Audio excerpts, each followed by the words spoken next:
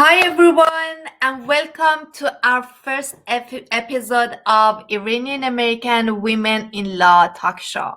I'm Alham Sadri. I'm immigration attorney in San Jose, California, and I'm here today on behalf of ILNA, Iranian lawyer in North America, initiating this program to have young lawyer, Iranian-American female lawyer with us to help us empower, inspire other Iranian-American women in law practice to getting inspired and go out and get their potential.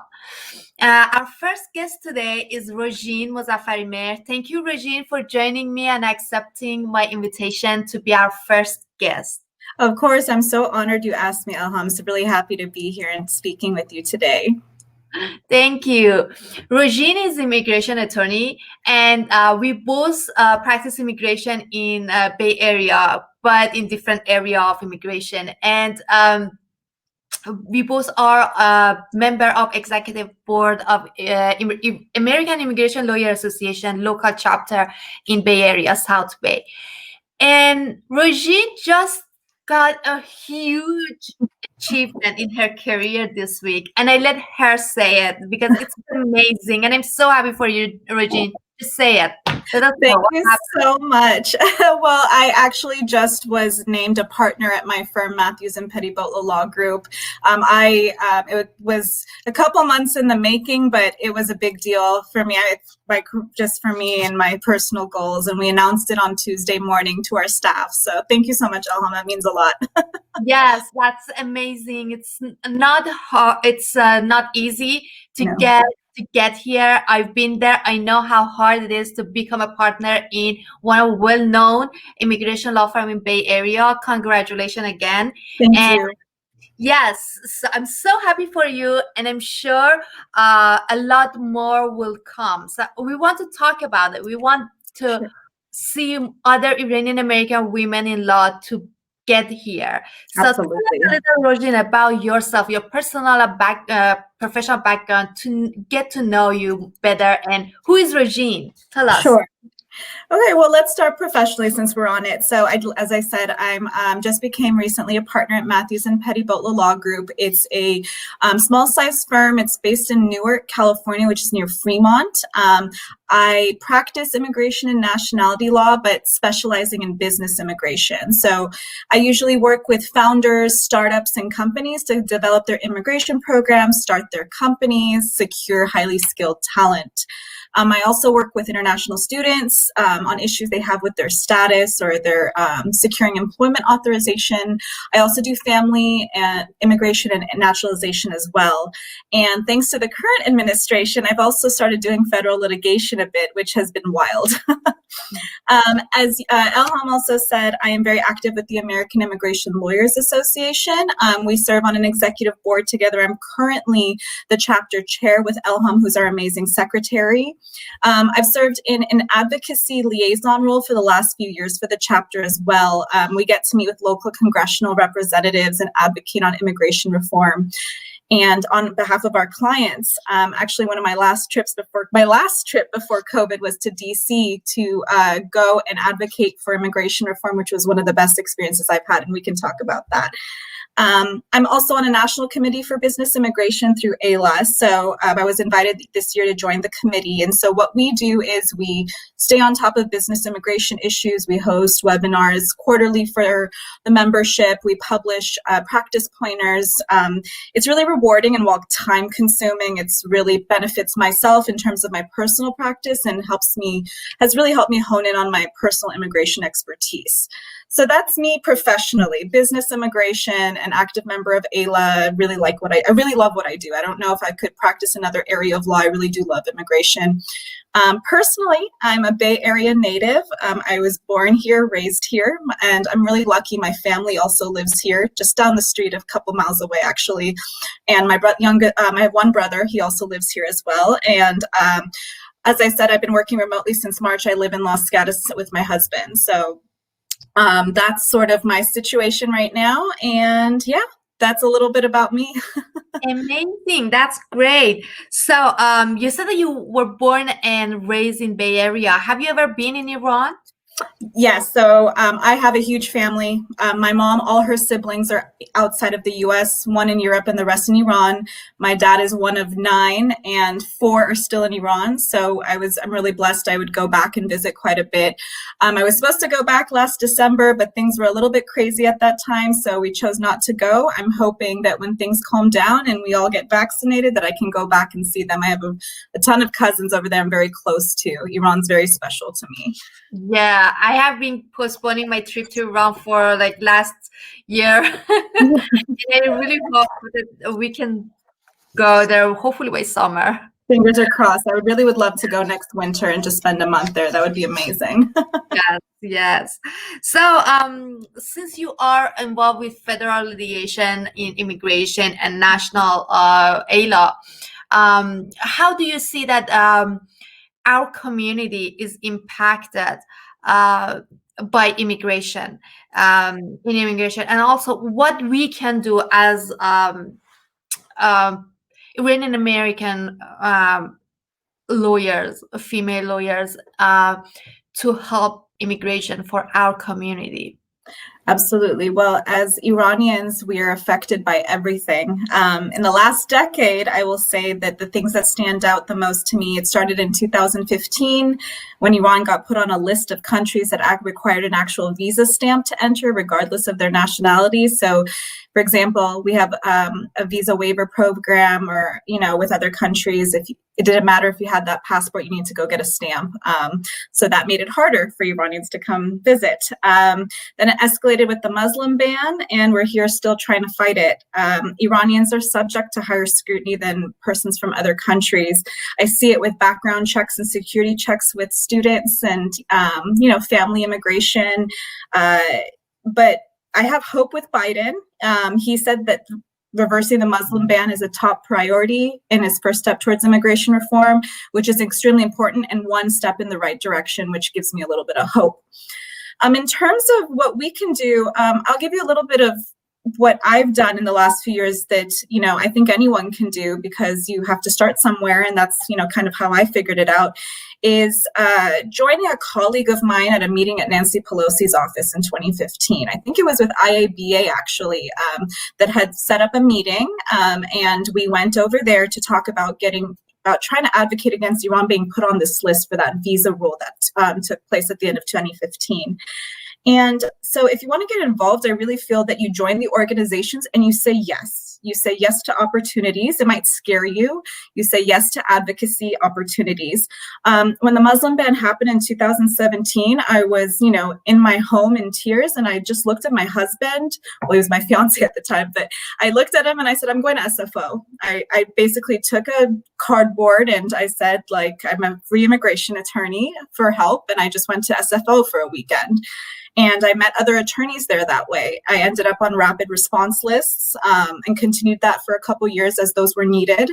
And also lists with schools to be able to help students who are getting stuck because of the Muslim ban. So you do what you can for your community. I feel that it's these small actions to get involved. And even if you help one person, it makes a huge difference. I think personally, obviously, it's rewarding, but even professionally, you help one person, they go tell their friend, they go tell their friend. I'm a huge supporter of advocacy, and if you're an immigration attorney and want to get involved in doing things like that, just say yes. I think we get a little bit apprehensive and question whether we have the expertise or knowledge. There's going to be someone who's going to guide you. So I say yes to everything. Say yes to those events. Don't be scared of it. Exactly. I agree with you 100%. Saying yes is the key to success and advancement in these advocacy and also involvement to get advancement in your career. Not be scared. It's not scary. It seems like it's scary. You don't know how to do it, but once you get there, there are a lot of tons of kind people and supportive people who start from you where you are, and they can help you. Exactly. We learned that. People who volunteer, I've realized that people who volunteer want to be there, and they want to see others there, and they want to support others to succeed. I've seen that. I saw that with advocacy on my own, just going to these events. But even with ALA, like I know I'm chapter chair right now and I'm on this committee, but the way that started was I went to a meeting. I went to a monthly meeting for the Santa Clara Valley Chapter one day, and I met our chapter chair that day, name is Yemi Getachew, who's a very passionate immigration attorney. And I told her I want to get involved, and she said, here's the liaison position I want you to do. I think you'll be great. And she was active herself. She made sure that I wanted to do what I was doing. And through that, she got basically telling me, do this, do that. And even for other people on the chapter, I will say that, you know, people who participate in these things want others to get involved. So if you are interested in getting involved, say that you want to get involved. Say yes, show up, and people are there to not only guide you, but also support you. They'll remember that, hey, there's this person who's interested in doing this. I'm going to think of you and suggest you for this. Right, exactly. At this organization, we are actively recruiting people to join us. There is no competition that...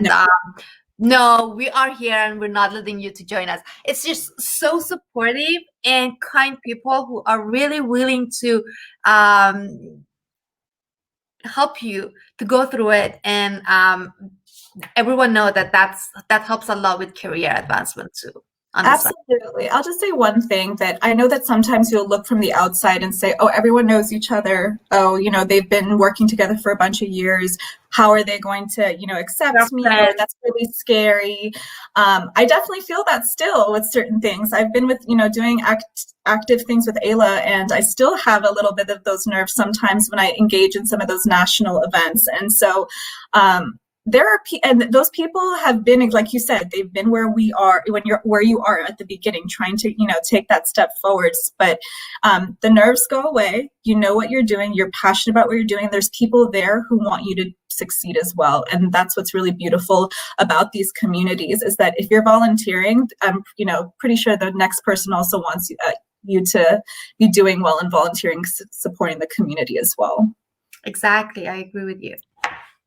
So, as an Iranian-American woman lawyer, did you feel more supported or challenged in your career?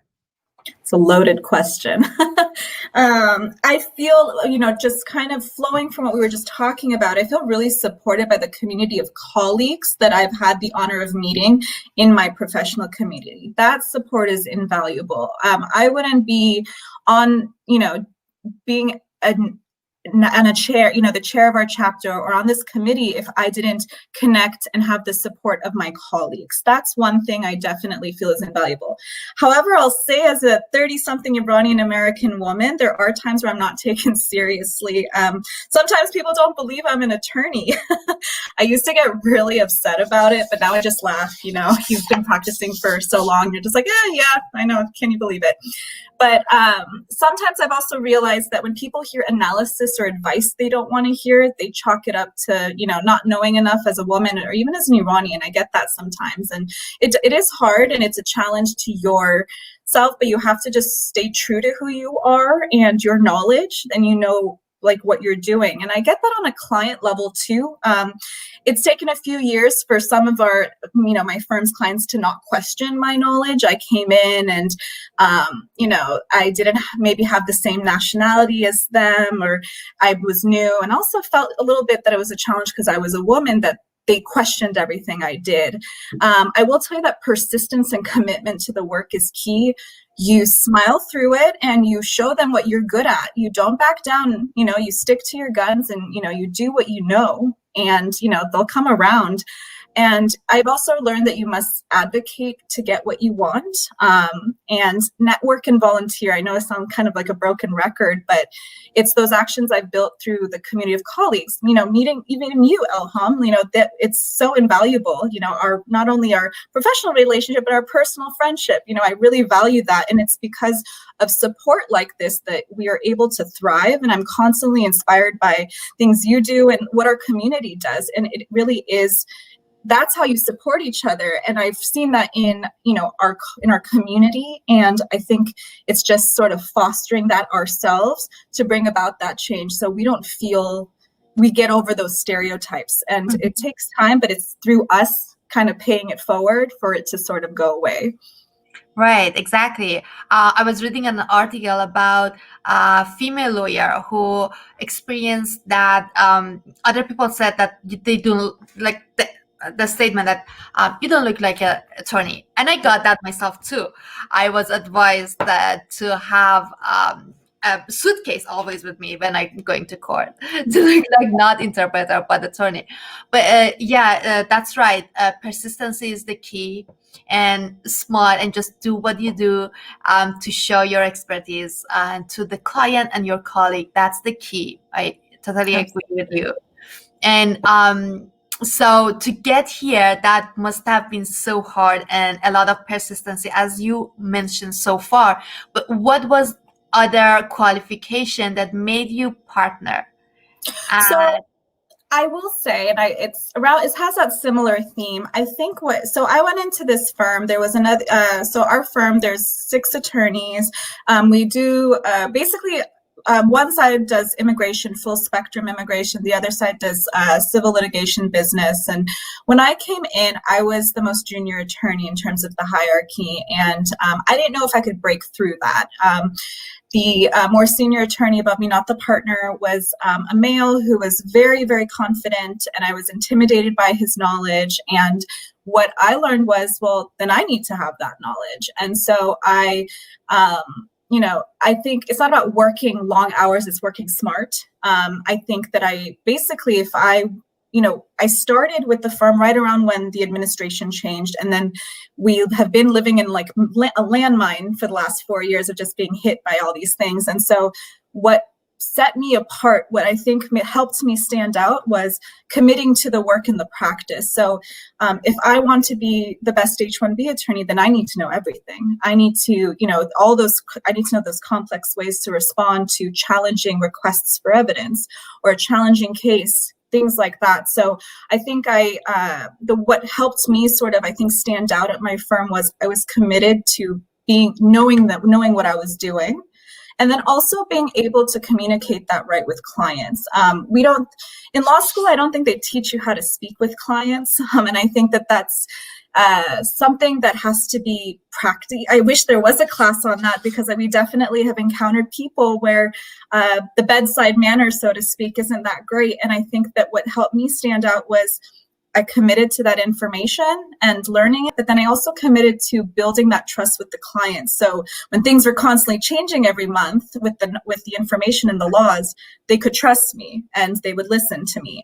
So I think that working at those 2 aspects, and also wanting more for the firm, instead of it just being, okay, this, I do treat it as a 9 to 5 in a sense, but also enough to be like, I want the firm to do better. I want us to succeed together. I think that commitment, not only to my job, but also for the firm's benefit, was really, really helpful in terms of them sort of seeing me as a part of a future rather than a person who's clocking in and clocking out. Exactly, part of a team rather than I'm doing this. Yeah, yes. Exactly. Yes, that's the key point. And so as an attorney, in this field, what are 3 core values that you believe in? So for me, I would say it's 3, and they all kind of relate. Work ethic, work smart, and know what you're doing. Do your research, and then that links to asking for help. If you're doing research and you have a hypothesis, you're like, okay, I think this is the answer. Go and ask and say, hey, this is what I think it is, to the more experienced attorney who has that knowledge. What do you think? Don't be afraid to ask for help. That was one thing where when I started, I was scared to ask for help a little bit. I wasn't in a culture where I think it was as friendly, like the open door policy wasn't there, but I've learned from asking for help and but also putting in the work. That wasn't just like, I don't know the answer, can you tell me what it is? You go and do the research, and then you do that. And then so work ethic, asking for help, and then honesty. I think it's really important to not only be honest to yourself about what your limits are, what your capabilities are, but also if you don't know something, you tell a client, I need to go take a look at the regulations to see what that is, and I'll send you a follow-up email. It's okay to say that. That's what, like, it's okay to be honest with them. And if a case you can't do it, you don't have to do it. And I think that honesty is very important too. So I'd say work ethic, being able to ask for help when you need it, and then honesty, both to yourself and to your clients. Right, exactly. Communication is very important. Communicating your knowledge and ask for help is something that don't think your supervisor attorney expect you to know everything. Exactly. You have understanding that not everyone knows everything. There is a reason that you have a supervisor, so you are supposed to ask. And I will say this, I have a girlfriend, one of my best friends I've known since I was a child, who's also an attorney, and she always says this, and it rings true. It's called the practice of law for a reason. I know it sounds cheesy, but there's such a truth to that. We've been doing this for a few years now, and I feel very confident in what I do, but I'm still learning, there's still always some crazy fact pattern. There's some case that comes on your desk and you're like, well, I've never seen this one before. Let me think through it. Is there something new? And then you find some memo from 25 years ago that still matters and you're able to advise on it. So you're constantly evolving. I don't think the practice is static either. So it's okay to ask questions. It's okay because you're constantly learning. Exactly. So you told us about your persistency, communication, and work ethic. But in another version, can you tell us what's your lawyering style? Everyone, like, we see other lawyer, supervising attorney, mentors, and everything, everyone else, how they are lawyering. And I personally take a little from each one and create my own lawyering style. I want to know, what's your lawyering style? How do you work with your clients? And Sure. So I'm not in court like you are every day, most of the time. So I'm not verbally advocating for my clients every day. But I'd say that I meticulously and aggressively advocate through writing. So my lawyering style, I'm aggressive, but it's just through written word, so to speak. And so my whole process is, if you're going to be a lawyer, what we do, we have a very hard area of law that we practice. I think lawyers are always supposed to be advocating for clients, but I pride myself on pushing back on the government when things get wrong. Ultimately, the reason I became an immigration attorney is my parents are immigrants. I saw them navigate, being immigrants and naturalizing here, and English as a second language. And that was it really left something in terms of influence on me. And so whether it's humanitarian area of immigration or business, people are upending their lives to come here and build a life for themselves. And so for me, in terms of lawyering style, if it's good, I'm not going to let a missed box on a form, a blank space on a form, or have an officer who's not trained properly to look at a case and get away with it, if that makes sense. So I would say that I'm meticulous. I triple check everything. We have checklists everywhere. I've made our paralegals check everything. And then if you miss something, we created a checklist for that so that never happens again. So I'm maybe a little OCD when it comes to that stuff, but I'm meticulous in that way. But I'm also aggressive. I think that's what forced.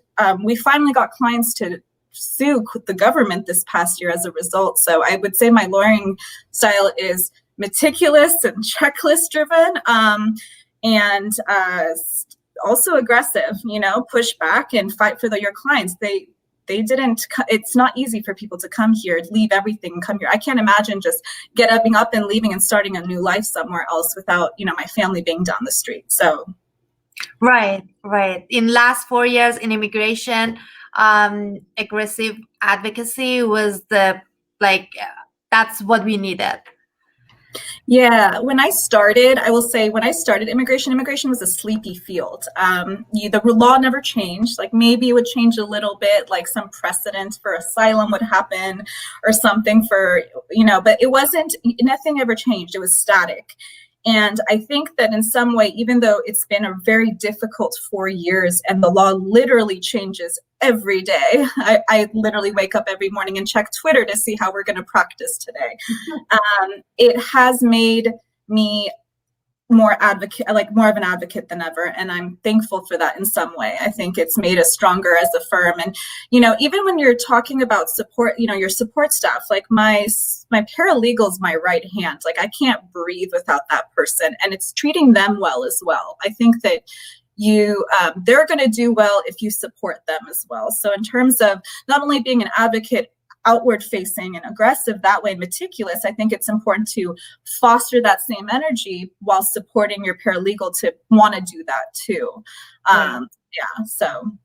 Getting them on your mission is more helpful than just here's some work. Here's some work and you're getting paid for that. No, it's just being on the same mission means a lot, and you can count on each other more than ever. Absolutely. Right. So tell us a story of your successful case that you changed the life of your client, and it's still like trigger you, still with you. Sure. So funny enough, I love business immigration, and I'm talk about federal litigation because it was really scary to say I sued Barr, our attorney general, and the government, but those aren't it. It's actually a humanitarian case I did a couple of years ago, and it's one that means the most to me. When I started with MPLG, I took on a VAWA case. This person who was a brilliant mind, great master's degree in the U.S., came here alone, got married, and was the victim of violence at the hands of the person she had married. And this person was so brilliant, but had been so hurt. And the case came personally for me at a time of a lot of personal sort of stress. It was during the H-1B lottery season, which, if you don't know, we filed hundreds of cases within a short amount of time. I was also planning my wedding at the same time. And so I had those emotions sort of high in terms of, working a lot, and then also the stress of planning a big Persian wedding. But then also this woman who had gone through that. And what's hard is you have to balance being their advocate, their therapist, and their support while keeping it professional. And while working on this case and everything, the stress level was high, but I was committed. I wanted to be that, that crazy advocate I keep talking about, like priding myself on. And I saw her through her VAWA approval and through her green card it took about 2.5 years, but I went to her interview with you. I flew out. She had been in the area and she had moved. And I saw the transformation of a person who was so vulnerable, so beaten down emotionally, and so insecure, alone here, because she had left her family to come here to study, and she met someone. And when she got her green card, she had reclaimed her independence. She had reclaimed that identity that was hers, and she was, on her own, and she was able to be a permanent resident. And it was so important to me. I literally have it calendared. I cannot wait till I can contact her and say, hey, you can file for citizenship now. I try to do a couple of these cases a year, whether it's VAWA or asylum. They take time, and then they take toll on you emotionally. My respect for practitioners that do this, like you, day in and day out, is just out of this world. But that case stays with me constantly, because I just think about how much she had to sacrifice and what she had to go through to live here. But being able to see that transformation is just priceless.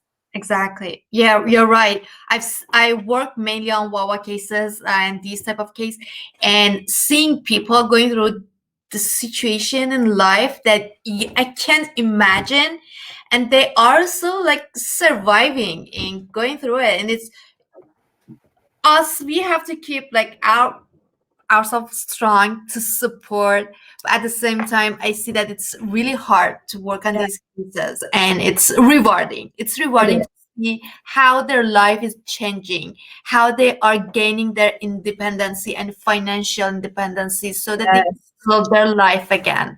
And they are strong people, honestly. Yes, they are. And one thing that I always say, I heard from someone, which I don't know who, but whatever doesn't kill us make us stronger. These people, these clients that we have, they have gone through a lot, and like they are stronger than. And you watch their transformation. I think that's the thing. Like and it gets, it's a lot. They'll call you at weird hours. They worry about the smallest things, and you're like, what? And I'm going to be completely transparent. Sometimes you're like, oh no, she emailed me again. Oh no, she emailed me again. Like, what's going on? But then it's like you have to take a step back and realize this person's gone through the ringer. This person's life has just been turned upside down.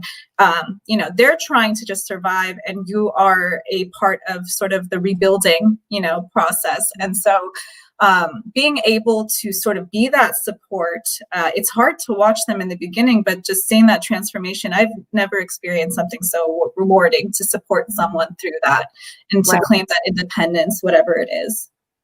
Right.